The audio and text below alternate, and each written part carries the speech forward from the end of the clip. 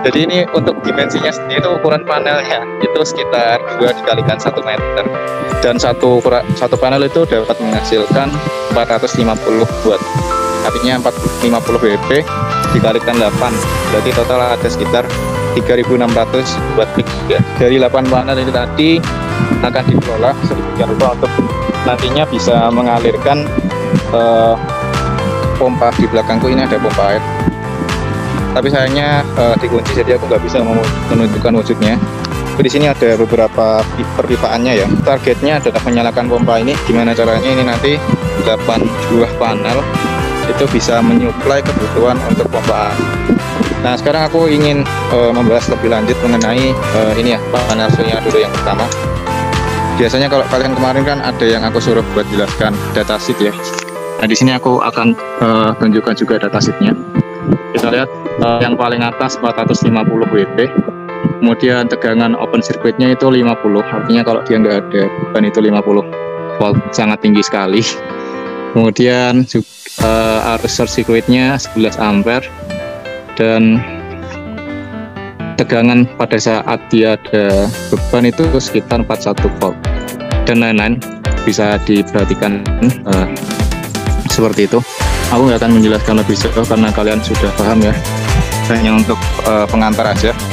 Terus aku akan lanjutkan penjelasannya mengenai beberapa komponen yang ada di dalam sini.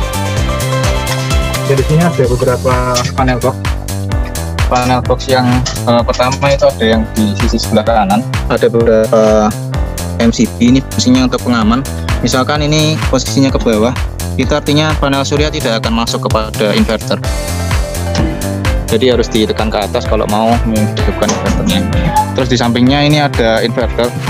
Ini inverter yang ukurannya itu 3,5 kW, sayangnya nggak kelihatan. Jadi ini bisa menyuplai 3,5 kW atau 3500 watt sebesar itu, dan ini harganya kisarannya ya sekitar 10 juta lah paling enggak. Kemudian aku beralih ke sisi sebelah kiri. Nah, di sini itu ada controller untuk pompanya. Jadi tadi dari panel surya itu kan ini dihubungkan langsung masuk ke inverter sisi sebelah sini. Ini untuk panel suryanya. Nah, kemudian untuk baterainya itu masuknya dari sebelah sini. Untuk baterainya di sini tidak tergabung dengan box ya, tetapi ada di jadi satu sama yang ada di pompa sana. Baterainya ada 2, ukurannya 12 volt 100 ampere. Nah, kemudian untuk kabelnya ini, untuk outputnya keluarnya dari sini. Ini kebetulan tadi aku pakai juga buat ngecas. Dan satunya lagi hubungkan ke controller pompanya. Nah, di sini ada beberapa komponen, aku bisa bantu jelaskan satu persatu. Jadi untuk komponen yang di sebelah kiri ini fungsinya itu sama kayak checkring, karena di sini juga ada relaynya di sebelah kanan. Intinya ketika nanti ada arus yang lebih, nanti dia akan memutus secara otomatis. Kemudian di sebelah bawah ini ada beberapa kapasitor dan juga kabel-kabel pompa, yang mana ini nantinya akan menjadi controller bagi pompa itu sendiri. Misalkan ini ada kabel L sama N ya. L sama N ini sebenarnya bisa juga disambungkan langsung dari output inverter. Jadi output inverter kan juga ada L sama N. Itu ketika langsung dihubungkan ke sini, itu bisa jalan langsung tanpa harus menggunakan ini, tanpa harus menggunakan checkring. Artinya di sini ada checkring karena memang kebutuhannya agar untuk sebagai pengaman saja. Jikalau tidak digunakan checkring, ini bisa saja langsung dihubungkan ke LN ini tadi. Kemudian ini ada juga beberapa kabel yang lain, grey, brown, sama black, walaupun ini nggak sesuai sama warnanya ya. Terus sekarang kita coba untuk simulasikan ya, bagaimana sih cara untuk menghidupkan panel surya dan juga pompa air itu sendiri.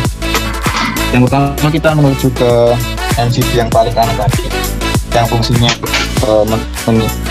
menyalakan pompa. Kita ceklekkan ke atas. Nah, ini panel surya sudah berfungsi, sudah menyala. Nah, ini ada logo panel surya ya, yang dihubungkan ke baterai. Artinya panel surya di sini sudah bekerja untuk melakukan pengecasan terhadap aki. Namun di sini karena akinya tidak berkedip-kedip, artinya kondisinya dalam keadaan penuh. Nah, kemudian di sini ada tulisan-tulisannya juga. Kita bisa lihat bagaimana inverter ini membaca masukan dan juga keluaran dari apa yang dia dapatkan. Misalkan ini nih, ada tulisannya baterai ya. Baterai 27 volt. Artinya di sini tegangan baterai yang masuk ke sini 27 volt. Nah, untuk beban-bebannya ini masih nol karena memang kita belum hidupkan bebannya. Kemudian ini juga tegangan dari PV, ada tulisannya PV. Maksud saya daya dari PV itu dia bisa menghasilkan 135 watt. Harusnya 4 ampere. Ini harus untuk nyuplai inverter ya, karena kan kita belum hubungkan ini sama beban. Nah, ini terus yang terakhir nih, tegangan yang bisa dihasilkan panel surya dalam kondisi dia open circuit, artinya belum dihubungkan sama beban, itu sebesar 350 volt. Nggak usah dibayangkan kalau kalian kesetrum dengan ini seperti apa. 220 aja udah kayak gitu, apalagi ini 350. Oke, sekarang kita coba untuk nyalakan pompanya. Nah, ini karena tadi ada segling, ini sebagai salah satu fungsinya juga sebagai penghidup pompanya. Jadi ketika ini belum dihidupkan, sekalinya inverternya itu udah hidup, ini tetap nggak bakalan nyala. Artinya harus dihidupkan terlebih dahulu dengan cara ditekan ke atas. Oke, ini kondisinya udah menyala ya. Udah ada air yang mengalir. Tadi tegangan dari panel surya yang awalnya tadi sekitar 300, sekarang udah turun. Ini karena memang sebagian digunakan untuk menyuplai pompa, jadi ada beberapa yang hilang begitu. Kemudian untuk outputnya, output dari inverter ini sebesar 20 volt. Nah, baterainya 8.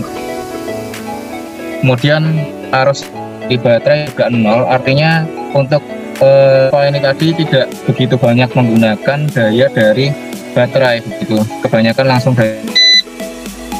Kemudian ini kapasitas dari pompa 45 kW. Aku coba buat lihat.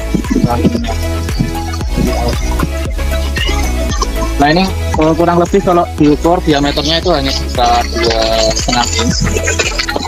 Untuk sumurnya sendiri ini kedalamannya sekitar 80 meter.